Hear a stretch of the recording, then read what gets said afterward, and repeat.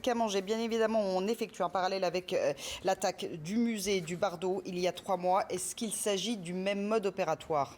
Il s'agit en tout cas d'un mode opératoire qui ressemble. Si c'est comme l'expliquait Rim à l'instant, et la manière dont nous avons perdu la liaison avec Rim prouve à quel point l'état de tension en Tunisie doit être important aujourd'hui, puisqu'apparemment elle est interpellée par un policier alors qu'elle est au téléphone.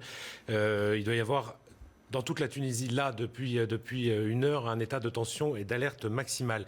Pour revenir à votre question, effectivement, c'est un mode opératoire quasiment indétectable. Ce sont des choses extrêmement simples. Un homme sur une plage, 1 ou 2 hommes, apparemment un homme d'après les informations de Rim, avec une arme. On ne peut pas fermer des plages tout en essayant d'accueillir des touristes en Tunisie et de montrer que la Tunisie reste un pays ouvert au tourisme, mais pas seulement au tourisme.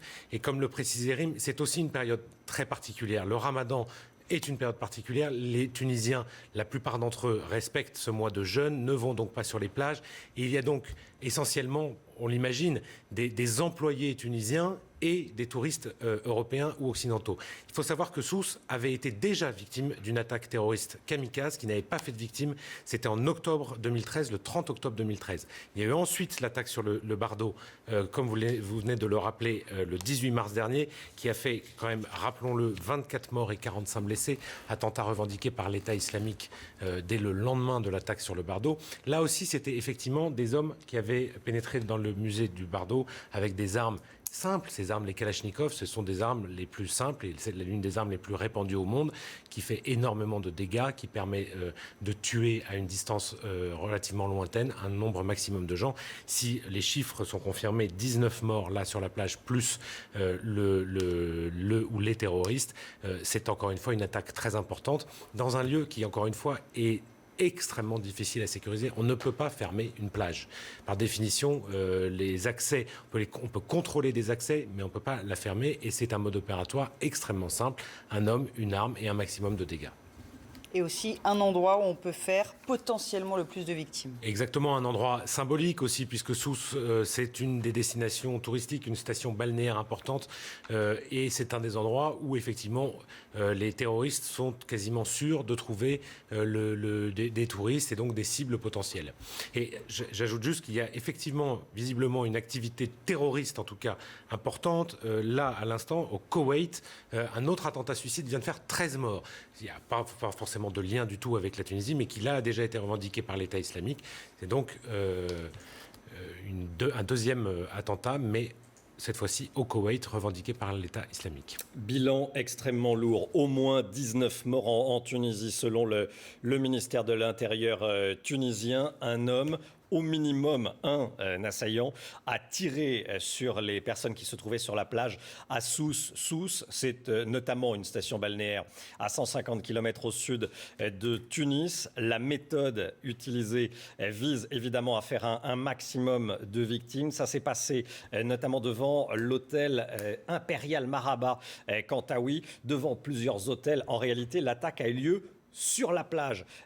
Donc on imagine des personnes tranquillement installées qui ont été surprises. On sait également que cette attaque intervient quelques mois après ce qui s'est passé après l'autre attaque terroriste au musée du Bardo à Tunis. Le contexte est extrêmement compliqué évidemment en Tunisie. Lucas Mangel, le gouvernement, est-ce qu'on peut parler d'un gouvernement faible en Tunisie ou est-ce que le gouvernement tient le pays ? Non, on ne peut pas parler d'un gouvernement faible pour le moment. On peut surtout constater que la Tunisie est l'une des victimes essentielles du terrorisme aujourd'hui et que 3 mois après cet attentat qui a évidemment traumatisé le pays et traumatisé le tourisme dans le pays, c'est une fois de plus un symbole qui est touché.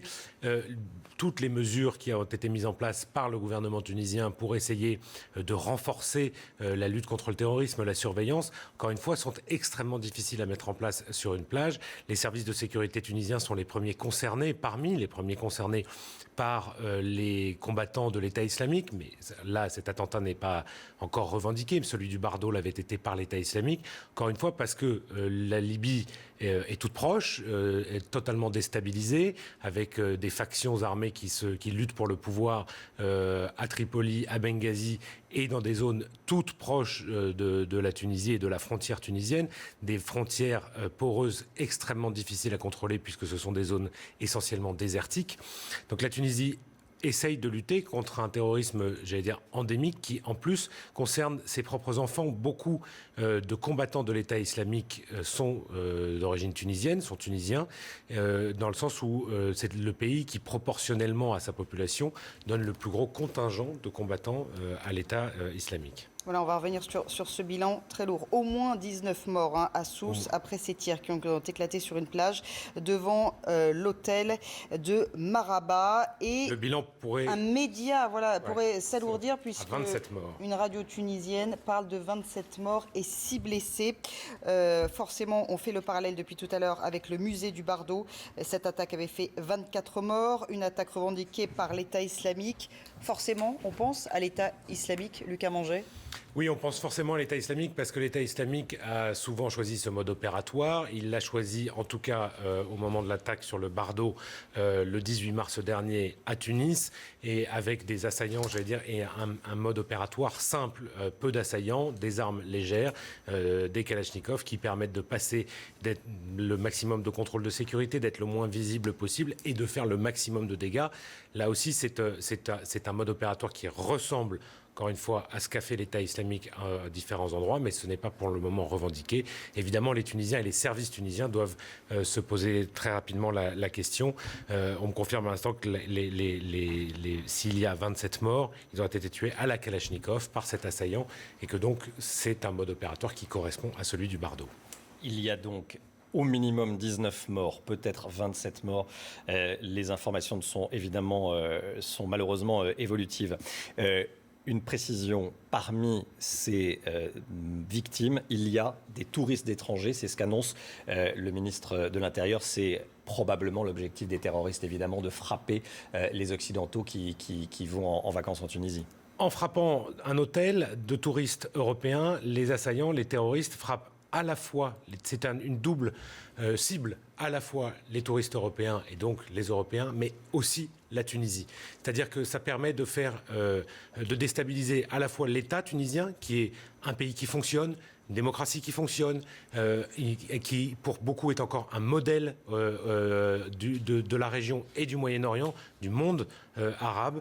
C'est fait pour déstabiliser avant tout la Tunisie et aussi les touristes occidentaux, frapper les Occidentaux honnis, si c'était l'État islamique, honnis par l'État islamique. Encore une fois, il n'y a pas de revendication.